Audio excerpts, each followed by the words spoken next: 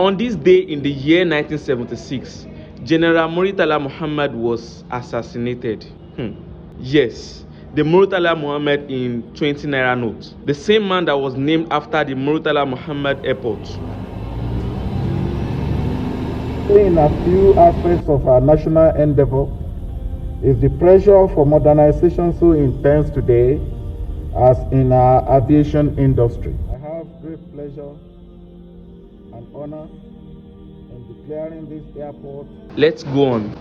The Murtala Muhammed Airport was initially called the Lagos Airport, but following the assassination of the fourth Nigeria head of state, President Murtala, who was so much loved and respected for his seemingly transparent and promising leadership, the same year the airport was renamed. Now let's talk about the dreadful day. It was in the morning of the 13th day of February. The third military head of state, who took the power on a bloodless coup, got his blood spilled on the floor and his life wasted upon a failed and unsuccessful coup. How did this happen? The Nigeria's president and head of state, General Murtala Muhammed, set off for work in his Mercedes-Benz. As he approached the federal secretariat in Ikoyi, Lagos, his car got stuck in traffic.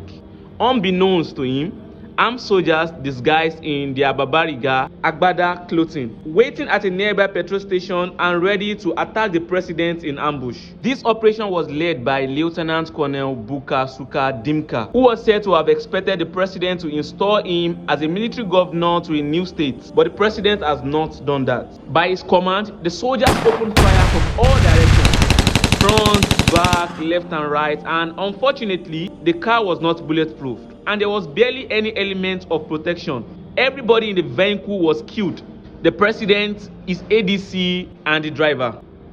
At the time of President Murtala's death, he had only ruled for just 200 days, and he was only 37 years. His assassins attempted to hijack the government, but it was an unsuccessful coup. On the same occasion, they went straight to the broadcasting station, Radio Nigeria, to justify their action. They announced the overthrow of Murtala's government. They declared a national curfew. They called for support from the armed forces and promised a better Nigeria. But the coup failed woefully because Murtala's loyalists stood strong and they were still in power. Now Dimka was declared wanted, so he had to flee from Lagos. But he was caught in Abakaliki. Some facts said he submitted himself for the arrest. Dimka accepted all the allegations filed against him and was pronounced guilty for treason.